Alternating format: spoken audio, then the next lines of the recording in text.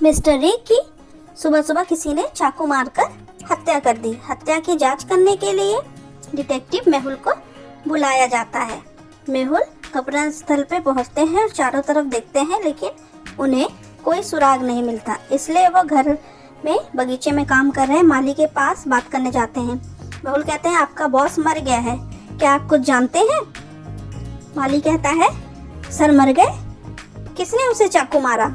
मैं बस काम करने आया था, मुझे कुछ भी पता नहीं है। फिर डिटेक्टिव मेहुल घर में काम कर रहे कुक से बात करते हैं।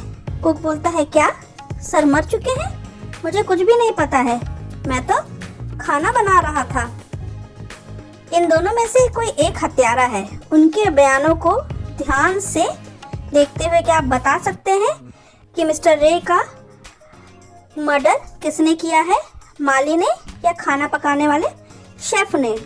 माली ने। जब मेहुल ने उससे पूछा कि मिस्टर रे को किसी ने मार दिया, तो उसे कैसे पता कि मिस्टर रे को चाकू से मारा गया? इसका मतलब उसने ही खून किया है। चार दोस्त लियाम, विल, जेम्स और माइक एक बार में पार्टी कर रहे थे।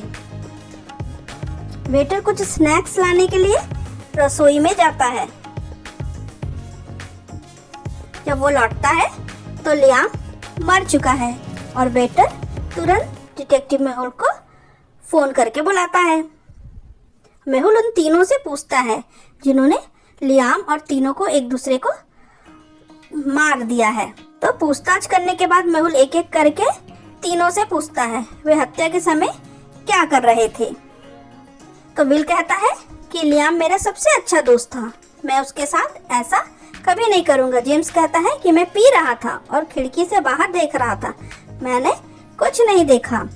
माइक कहता है, मैं अपनी बीवी से फोन पे बात कर रहा था। तीनों के बारे में सुनकर आप अनुमान लगा सकते हैं कि किसने मारा होगा लियाम को। तो जब वेटर ने पूछा कि लियाम को किसने मारा, तो जेम्स ने इशारा किया, लेकिन बाद में उन्होंने कहा कि उन्होंने कुछ नहीं देखा। इसका मतलब वो झूठ बोल रहा था और उसने ही लियाम को मारा था।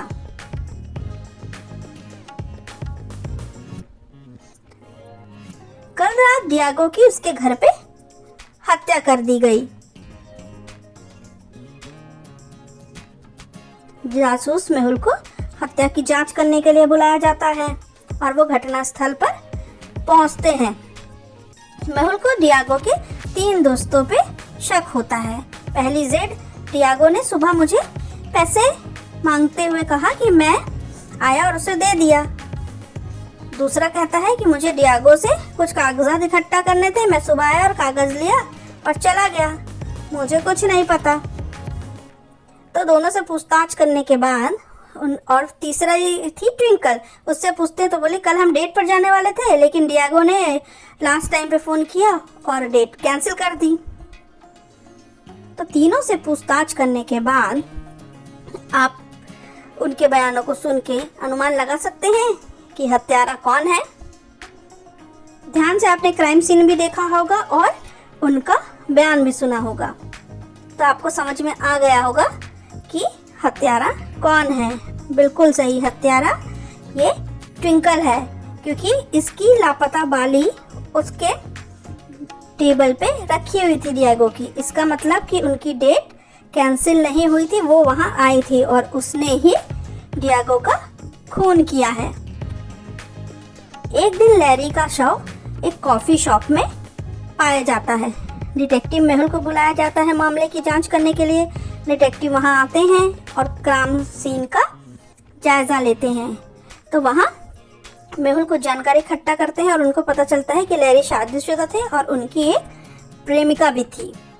तो उन्होंने पत्नी और प्रेमिका दोनों को एक ही कॉफ़ी शॉप में पूछताछ करने के लिए बुलाया। तो वेटर कॉफ़ी लाता है और उसके बाद दोनों वहाँ पे पहुँचती हैं और दोनों ही कॉफ़ी ऑर्डर करती हैं। और वेटर कॉफ़ी लेकर आता है और पत्नी से पूछता है कि वह कितनी चीनी लेगी। फिर उसने उन्हें कॉफ़ी दिया और चला गया। तभी डिटेक्टिव मेहुल उनसे पूछताछ करने लगते हैं। पत्नी कहती है कि मैं ऐसा कभी नहीं करूँगी, उसने लैरी की हत्या कर दी है। मैंने कल कॉफ़ी शॉप के बाहर उसकी कार देखी थी, मतलब लैरी की प्रेमिका की कार देखी थी। प्रेमिका कहती है कि मैंने कुछ नहीं किया, मैं पहली बार कॉफ़ी शॉप में आई हूँ, मुझे कुछ नहीं पता। तो क्या आप अनुमान लगा सकते हैं कि लैरी को किसने मारा है?